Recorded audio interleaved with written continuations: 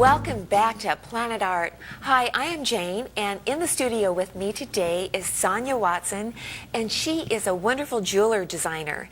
And we have some of her wonderful samples here. She has such a wonderful touch with natural things and silver and pearls, and gosh, take it away, Sonya. Tell me about this beautiful stuff here that you do. Well, most recently I've been working with a mermaid design, and they're all sterling silver, hand cut. Each one is an original piece. I like to work with silver and then put it with unexpected items, and I like the combinations of the natural pearls and a more refined looking stone, or a rustic, a more rough cut stone, and then putting it with some more polished pearls. And then you have these little funky little crystal-y starfish there. They are. They're Swarovski crystals, and I often incorporate those. This one is going to have a coral branch as well. But I just love nature, and I think that it's reflected in my work. So that's some of your inspiration. Yes, absolutely. Now, I see here that you've got, I guess it would be the raw material that you do to create your signature silver pieces. So what is the process with that? Well, I generally start with a sheet of silver, and I would draw my design and then apply my design to the silver. Then the next step would be to cut that out, and I do that by using a handsaw like this. And I'm going to cut that piece right out of the silver like that. And I do that through this method here. How many blades does it take to cut through a mermaid there? Well, maybe a couple of blades. When you're first starting, you'll go through quite a few. But I've gotten to the point where I can go pretty far with one. Now, in the case of here, I would actually start, because I have this hole here or hole here, I drill first and then fit my blade through that point and then cut that part out. The next step that I do would be to shape the silver and then hammer it to various shapes and curvature, and I do that by placing the silver over an anvil and then hammering the backside with a rawhide mallet. So that gives the little indentations. Now, what I see, you have some kind of lines for like the body part. There again, I would start with a point where I run the drill bit through there. And then I feed the saw blade through there. And then I follow that line to the end of the tail. And then the next step would be to polish it and then apply it to the jewelry piece. And I had no idea the matted metal shines up. I didn't realize the... Yes, this is the sterling silver. This is all sterling sheet, and then this would be the before, and this would be the after. This one needs a little wipe down with a cloth, but it will come up bright and shiny. That's So as these kind of the heart in the mermaid is a signature of yours? Yes.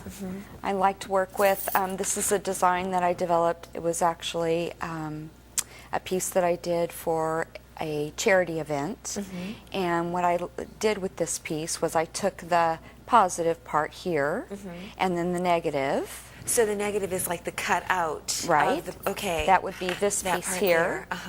And then in this case, I took this part out of here. It was reversed this way. I see. And then this part becomes the clasp. And I use that in the front of the piece like that. Very creative. Yes.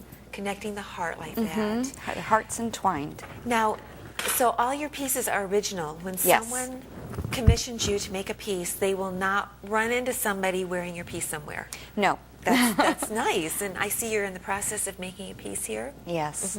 I have a commissioned piece. This is going to be a nice big sterling silver heart that's over the top of some very rustic, rough cut or natural citrine pieces.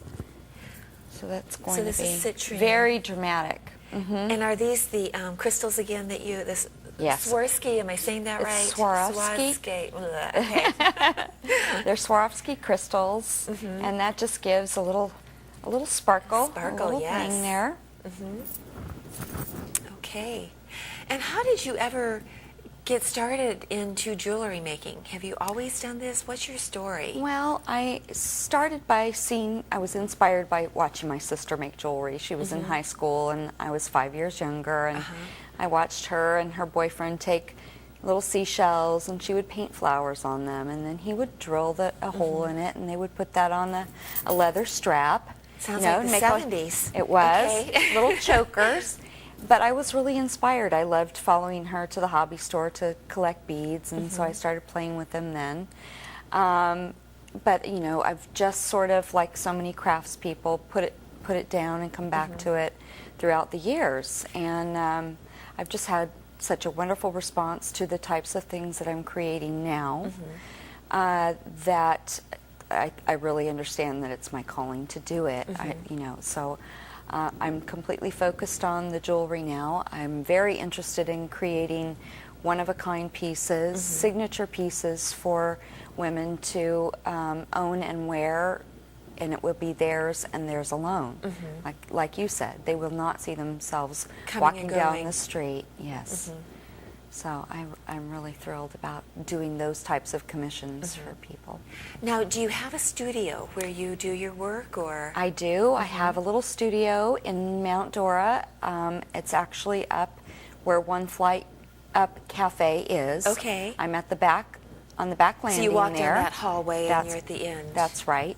So it's a dedicated studio space. It's not really retail space. I take orders there. I do just work with folks on designing a piece just for them there in that space. So, and I'm really enjoying that. It's wonderful to be in Mount Dora and be in a creative environment. And that space where you are, it's really becoming kind of an artist studio hallway. There are other artists located there. It's a little enclave there. Jane Slivka's gallery is there. And there are a couple of other artists that have taken space and set up shop there. That's great. It's a great environment. And do you have special hours, or you're just there? I'm generally there Mondays through Friday. Okay. And then I can always be reached by phone or email by appointment. Now, do you have a philosophy about your work? I know you mentioned nature and things, but if you... Well, I think it really is about nature. I want to create pieces for women. I want them to feel beautiful. And so the line that I have developed most recently, I have called Earth Diva, because I feel like all the women that I know around me are divas. And that's meant in a very loving, wonderful, supportive way. Yes, absolutely. Yeah. And so I want that to shine. Bringing out our diva. That's right. Our inner diva. That's right. Yes. That's right. Now, is there a story behind this necklace here, this piece here? She is Mermaid Dreams, and she's... Oh, I love it.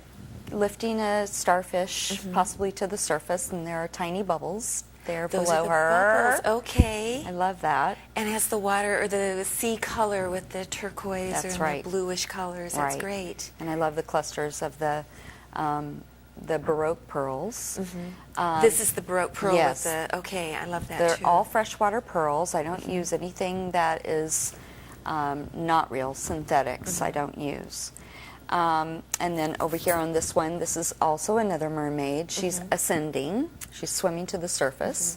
Again, Swarovski starfish in her hands and being trailed behind. These are Keishi pearls. Keishi? Okay, I'm not familiar with that. They're like little frosted flakes. Okay.